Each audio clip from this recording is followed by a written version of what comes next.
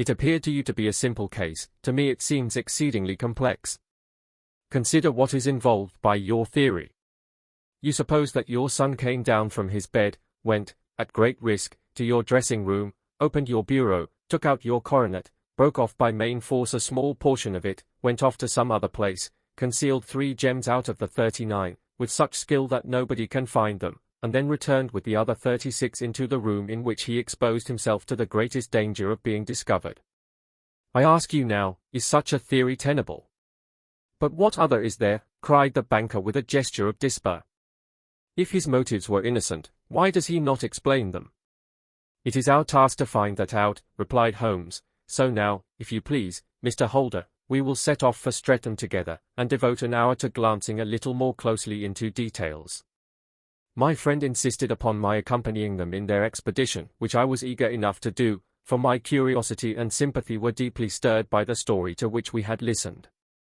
I confess that the guilt of the banker's son appeared to me to be as obvious as it did to his unhappy father, but still I had such faith in Holmes' judgment that I felt that there must be some grounds for hope as long as he was dissatisfied with the accepted explanation. He hardly spoke a word the whole way out to the southern suburb, but sat with his chin upon his breast and his hat drawn over his eyes, sunk in the deepest thought. Our client appeared to have taken fresh heart at the little glimpse of hope which had been presented to him, and he even broke into a desultory chat with me over his business affairs. A short railway journey and a shorter walk brought us to Fairbank, the modest residence of the great financier. Fairbank was a good-sized square house of white stone, standing back a little from the road. A double carriage sweep, with a snow-clad lawn, stretched down in front to 2 large iron gates which closed the entrance. On the right side was a small wooden thicket, which led into a narrow path between 2 neat hedges stretching from the road to the kitchen door, and forming the tradesman's entrance. On the left ran a lane which led to the stables, and was not itself within the grounds at all, being a public, though little used, thoroughfare. Holmes left us standing at the door and walked slowly all round the house, across the front, down the tradesman's path, and so round by the garden behind into the stable lane. So long was he that Mr. Holder and I went into the dining room and waited by the fire until he should return. We were sitting there in silence when the door opened and a young lady came in. She was rather above the middle height, slim, with dark hair and eyes, which seemed the darker against the absolute pallor of her skin. I do not think that I have ever seen such deadly paleness in a woman's face. Her lips, too, were bloodless, but her eyes were flushed with crying. As she swept silently into the room she impressed me with a greater sense of grief than the banker had done in the morning, and it was the more striking in her as she was evidently a woman of strong character, with immense capacity for self-restraint. Disregarding my presence, she went straight to her uncle and passed her hand over his head with a sweet womanly caress.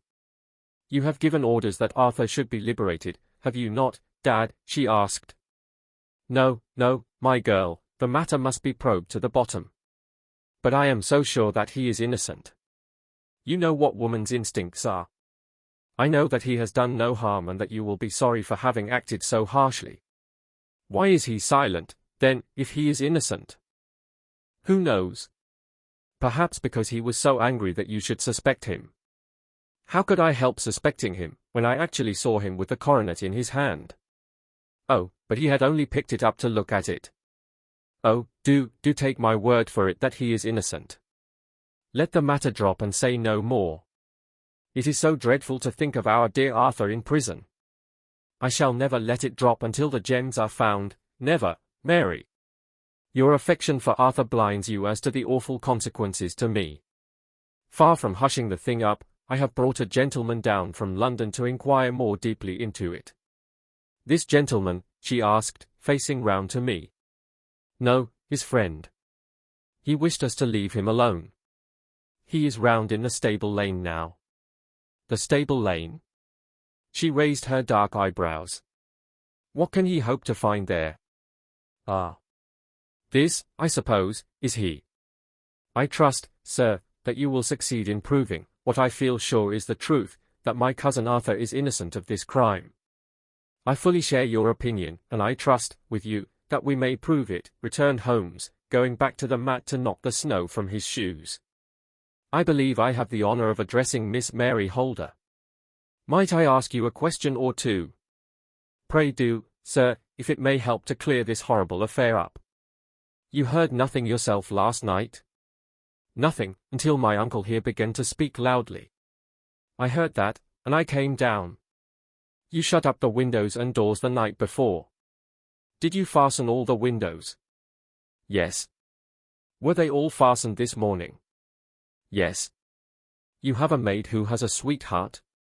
I think that you remarked to your uncle last night that she had been out to see him. Yes, and she was the girl who waited in the drawing room, and who may have heard uncle's remarks about the coronet. I see. You infer that she may have gone out to tell her sweetheart, and that the two may have planned the robbery. But what is the good of all these vague theories, cried the banker impatiently, when I have told you that I saw Arthur with the coronet in his hands? Wait a little, Mr. Holder. We must come back to that. About this girl, Miss Holder. You saw her return by the kitchen door, I presume? Yes, when I went to see if the door was fastened for the night I met her slipping in. I saw the man, too, in the gloom. Do you know him? Oh, yes. He is the greengrocer who brings our vegetables round. His name is Francis Prosper. He stood, said Holmes, to the left of the door, that is to say, farther up the path than is necessary to reach the door. Yes, he did. And he is a man with a wooden leg. Something like fear sprang up in the young lady's expressive black eyes. Why, you are like a magician, said she. How do you know that? She smiled, but there was no answering smile in Holmes' thin, eager face. I should be very glad now to go upstairs, said he. I shall probably wish to go over the outside of the house again. Perhaps I had better take a look at the lower windows before I go up. He walked swiftly round from one to the other, pausing only at the large one which looked from the hall onto the stable lane.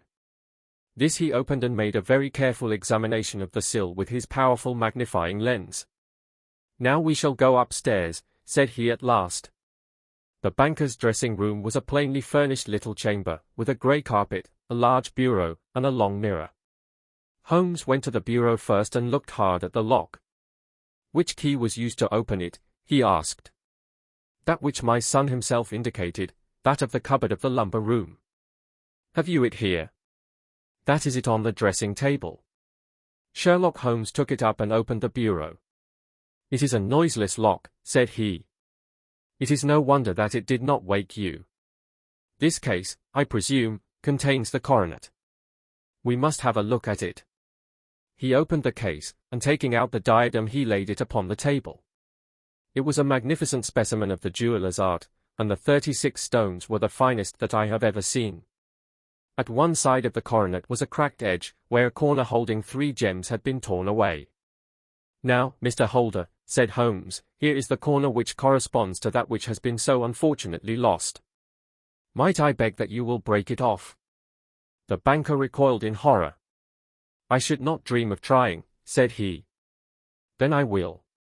Holmes suddenly bent his strength upon it, but without result. I feel it give a little, said he, but, though I am exceptionally strong in the fingers, it would take me all my time to break it. An ordinary man could not do it. Now, what do you think would happen if I did break it, Mr. Holder? There would be a noise like a pistol shot. Do you tell me that all this happened within a few yards of your bed and that you heard nothing of it? I do not know what to think. It is all dark to me. But perhaps it may grow lighter as we go. What do you think, Miss Holder? I confess that I still share my uncle's perplexity. Your son had no shoes or slippers on when you saw him. He had nothing on save only his trousers and shirt. Thank you. We have certainly been favored with extraordinary luck during this inquiry, and it will be entirely our own fault if we do not succeed in clearing the matter up. With your permission, Mr. Holder, I shall now continue my investigations outside. He went alone, at his own request, for he explained that any unnecessary footmarks might make his task more difficult. For an hour or more he was at work, returning at last with his feet heavy with snow and his features as inscrutable as ever. I think that I have seen now all that there is to see, Mr. Holder, said he. I can serve you best by returning to my rooms. But the gems, Mr. Holmes? Where are they? I cannot tell. The banker wrung his hands. "I shall never see them again," he cried. "And my son? You give me hopes. My opinion is in no way altered. Then, for God's sake, what was this dark business which was acted in my house last night? If you can call upon me at my Baker Street rooms tomorrow morning between 9 and 10, I shall be happy to do what I can to make it clearer. I understand that you give me carte blanche to act for you, provided only that I get back the gems, and that you place no limit on the sum I may draw. I would give my fortune to have them back." "Very good. I shall look into the matter between this and then. Goodbye. It is just possible that I may have to come over here again before evening." It was obvious to me that my companion's mind was now made up about the case, although what his conclusions were was more than I could even dimly imagine. Several times during our homeward journey I endeavored to sound him upon the point, but he always glided away to some other topic, until at last I gave it over in despair. It was not yet 3 when we found ourselves in our rooms once more. He hurried to his chamber and was down again in a few minutes dressed as a common loafer. With his collar turned up, his shiny, seedy coat, his red cravat, and his worn boots, he was a perfect sample of the class. "I think that this should do," said he, glancing into the glass above the fireplace. "I only wish that you could come with me, Watson, but I fear that it won't do. I may be on the trail in this matter, or I may be following a will-o'-the-wisp, but I shall soon know which it is. I hope that I may be back in a few hours." He cut a slice of beef from the joint upon the sideboard, sandwiched it between 2 rounds of bread, and thrusting this rude meal into his pocket he started off upon his expedition. I had just finished my tea when he returned, evidently in excellent spirits, swinging an old elastic-sided boot in his hand. He chucked it down into a corner and helped himself to a cup of tea. "I only looked in as I passed," said he. "I am going right on." "Where to?" "Oh, to the other side of the West End. It may be some time before I get back. Don't wait up for me in case I should be late. How are you getting on?" "Oh, so-so. Nothing to complain of. I have been out to Streatham since I saw you last, but I did not call at the house.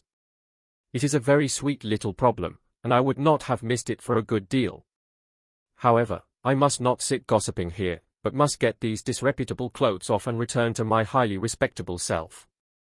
I could see by his manner that he had stronger reasons for satisfaction than his words alone would imply. His eyes twinkled, and there was even a touch of color upon his sallow cheeks. He hastened upstairs, and a few minutes later I heard the slam of the hall door, which told me that he was off once more upon his congenial hunt. I waited until midnight, but there was no sign of his return, so I retired to my room. It was no uncommon thing for him to be away for days and nights on end when he was hot upon a scent, so that his lateness caused me no surprise. I do not know at what hour he came in, but when I came down to breakfast in the morning there he was with a cup of coffee in one hand and the paper in the other, as fresh and trim as possible. "You will excuse my beginning without you, Watson," said he, "but you remember that our client has rather an early appointment this morning." "Why, it is after 9 now," I answered. "I should not be surprised if that were he. I thought I heard a ring." It was, indeed, our friend the financier. I was shocked by the change which had come over him, for his face, which was naturally of a broad and massive mold, was now pinched and fallen in, while his hair seemed to me at least a shade whiter. He entered with a weariness and lethargy which was even more painful than his violence of the morning before, and he dropped heavily into the armchair which I pushed forward for him. "I do not know what I have done to be so severely tried," said he. "Only 2 days ago I was a happy and prosperous man, without a care in the world. Now I am left to a lonely and dishonored age. One sorrow comes close upon the heels of another. My niece, Mary, has deserted me." "Deserted you?" "Yes. Her bed this morning had not been slept in, her room was empty, and a note for me lay upon the hall table. I had said to her last night, in sorrow and not in anger, that if she had married my boy all might have been well with him. Perhaps it was thoughtless of me to say so. It is to that remark that she refers in this note. My dearest uncle, I feel that I have brought trouble upon you, and that if I had acted differently this terrible misfortune might never have occurred. I cannot, with this thought in my mind, ever again be happy under your roof, and I feel that I must leave you forever. Do not worry about my future, for that is provided for, and, above all, do not search for me, for it will be fruitless labor and an ill service to me. In life or in death, I am ever your loving Mary.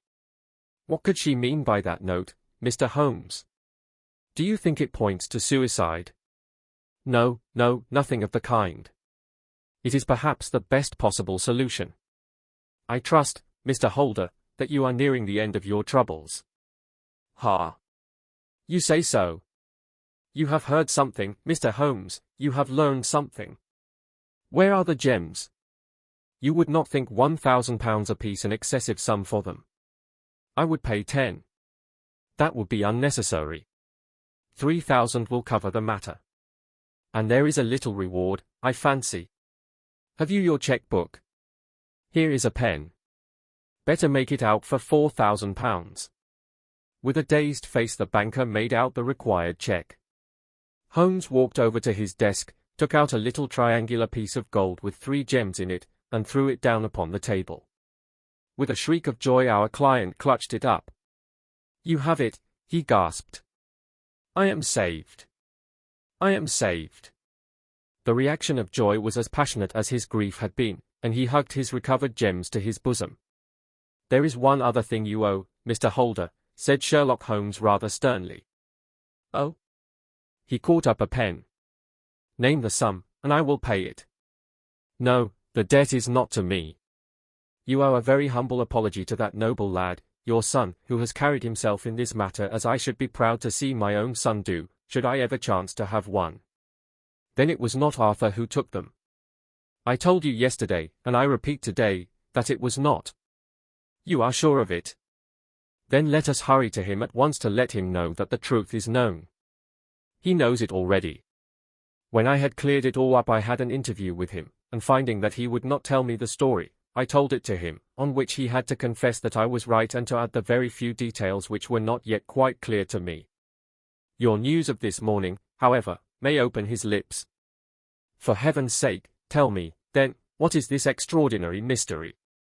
I will do so, and I will show you the steps by which I reached it. And let me say to you, first, that which it is hardest for me to say and for you to hear, there has been an understanding between Sir George Burnwell and your niece Mary.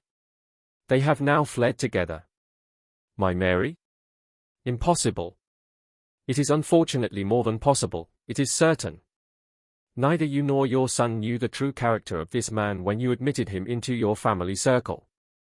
He is one of the most dangerous men in England, a ruined gambler, an absolutely desperate villain, a man without heart or conscience. Your niece knew nothing of such men. When he breathed his vows to her, as he had done to 100 before her, she flattered herself that she alone had touched his heart. The devil knows best what he said, but at least she became his tool and was in the habit of seeing him nearly every evening. I cannot, and I will not, believe it, cried the banker with an ashen face. I will tell you, then, what occurred in your house last night. Your niece, when you had, as she thought, gone to your room, slipped down and talked to her lover through the window which leads into the stable lane. His footmarks had pressed right through the snow, so long had he stood there. She told him of the coronet. His wicked lust for gold kindled at the news, and he bent her to his will. I have no doubt that she loved you, but there are women in whom the love of a lover extinguishes all other loves, and I think that she must have been one. She had hardly listened to his instructions when she saw you coming downstairs, on which she closed the window rapidly and told you about one of the servants' escapade with her wooden-legged lover, which was all perfectly true. Your boy, Arthur, went to bed after his interview with you, but he slept badly on account of his uneasiness about his club debts. In the middle of the night he heard a soft tread pass his door, so he rose and, looking out, was surprised to see his cousin walking very stealthily along the passage until she disappeared into your dressing-room. Petrified with astonishment, the lad slipped on some clothes and waited there in the dark to see what would come of this strange affair. Presently she emerged from the room again, and in the light of the passage lamp your son saw that she carried the precious coronet in her hands. She passed down the stairs, and he, thrilling with horror, ran along and slipped behind the curtain near your door, whence he could see what passed in the hall beneath. He saw her stealthily open the window, hand out the coronet to someone in the gloom, and then closing it once more hurry back to her room, passing quite close to where he stood hid behind the curtain. As long as she was on the scene he could not take any action without a horrible exposure of the woman whom he loved. But the instant that she was gone he realized how crushing a misfortune this would be for you, and how all-important it was to set it right. He rushed down, just as he was, in his bare feet, opened the window, sprang out into the snow, and ran down the lane, where he could see a dark figure in the moonlight. Sir George Burnwell tried to get away, but Arthur caught him, and there was a struggle between them, your lad tugging at one side of the coronet and his opponent at the other.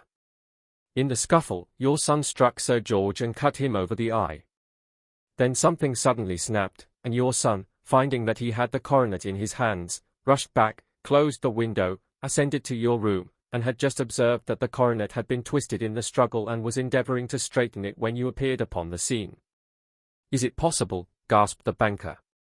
You then roused his anger by calling him names at a moment when he felt that he had deserved your warmest thanks. He could not explain the true state of affairs without betraying one who certainly deserved little enough consideration at his hands.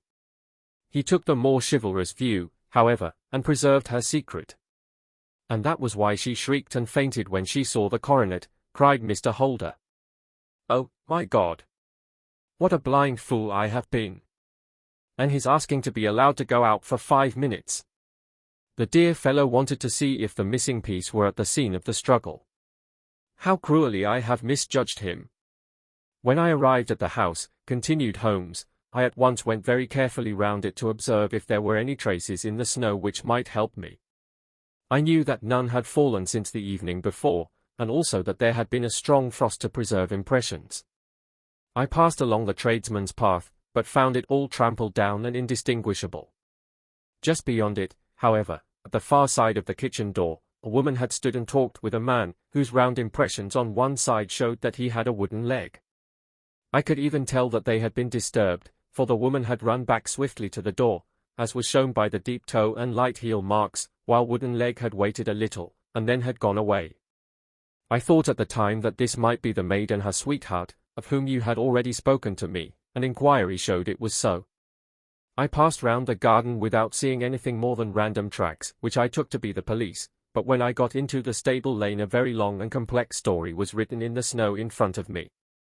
There was a double line of tracks of a booted man, and a second double line which I saw with delight belonged to a man with naked feet. I was at once convinced from what you had told me that the latter was your son. The first had walked both ways, but the other had run swiftly, and as his tread was marked in places over the depression of the boot, it was obvious that he had passed after the other. I followed them up and found they led to the hall window, where Boots had worn all the snow away while waiting. Then I walked to the other end, which was 100 yards or more down the lane. I saw where Boots had faced round, where the snow was cut up as though there had been a struggle, and, finally, where a few drops of blood had fallen, to show me that I was not mistaken. Boots had then run down the lane, and another little smudge of blood showed that it was he who had been hurt. When he came to the high road at the other end, I found that the pavement had been cleared, so there was an end to that clue. On entering the house, however, I examined, as you remember, the sill and framework of the hall window with my lens, and I could at once see that someone had passed out. I could distinguish the outline of an instep where the wet foot had been placed in coming in. I was then beginning to be able to form an opinion as to what had occurred. A man had waited outside the window, someone had brought the gems, the deed had been overseen by your son, he had pursued the thief, had struggled with him, they had each tugged at the coronet, their united strength causing injuries which neither alone could have effected. He had returned with the prize, but had left a fragment in the grasp of his opponent. So far I was clear. The question now was, who was the man, and who was it brought him the coronet? It is an old maxim of mine that when you have excluded the impossible, whatever remains, however improbable, must be the truth. Now, I knew that it was not you who had brought it down, so there only remained your niece and the maids. But if it were the maids, why should your son allow himself to be accused in their place? There could be no possible reason. As he loved his cousin, however, there was an excellent explanation why he should retain her secret, the more so as the secret was a disgraceful one. When I remembered that you had seen her at that window, and how she had fainted on seeing the coronet again, my conjecture became a certainty. And who could it be who was her confederate? A lover evidently, for who else could outweigh the love and gratitude which she must feel to you? I knew that you went out little, and that your circle of friends was a very limited one. But among them was Sir George Burnwell. I had heard of him before as being a man of evil reputation among women. It must have been he who wore those boots and retained the missing gems. Even though he knew that Arthur had discovered him, he might still flatter himself that he was safe, for the lad could not say a word without compromising his own family. Well, your own good sense will suggest what measures I took next. I went in the shape of a loafer to Sir George's house, managed to pick up an acquaintance with his valet, learned that his master had cut his head the night before, and, finally, at the expense of 6 shillings, made all sure by buying a pair of his cast-off shoes. With these I journeyed down to Streatham and saw that they exactly fitted the tracks. I saw an ill-dressed vagabond in the lane yesterday evening, said Mr. Holder. Precisely. It was I. I found that I had my man, so I came home and changed my clothes. It was a delicate part which I had to play then, for I saw that a prosecution must be avoided to avert scandal, and I knew that so astute a villain would see that our hands were tied in the matter. I went and saw him. At first, of course, he denied everything. But when I gave him every particular that had occurred, he tried to bluster and took down a life-preserver from the wall. I knew my man, however, and I clapped a pistol to his head before he could strike. Then he became a little more reasonable. I told him that we would give him a price for the stones he held, £1,000 apiece. That brought out the first signs of grief that he had shown. Why, dash it all, said he, I'd let them go at 600 for the 3. I soon managed to get the address of the receiver who had them, on promising him that there would be no prosecution. Off I set to him, and after much chaffering I got our stones at £1,000 apiece. Then I looked in upon your son, told him that all was right, and eventually got to my bed about 2 o'clock, after what I may call a really hard day's work. A day which has saved England from a great public scandal, said the banker, rising. Sir, I cannot find words to thank you, but you shall not find me ungrateful for what you have done. Your skill has indeed exceeded all that I have heard of it. And now I must fly to my dear boy to apologize to him for the wrong which I have done him. As to what you tell me of poor Mary, it goes to my very heart. Not even your skill can inform me where she is now. I think that we may safely say, returned Holmes, that she is wherever Sir George Burnwell is. It is equally certain, too, that whatever her sins are, they will soon receive a more than sufficient punishment.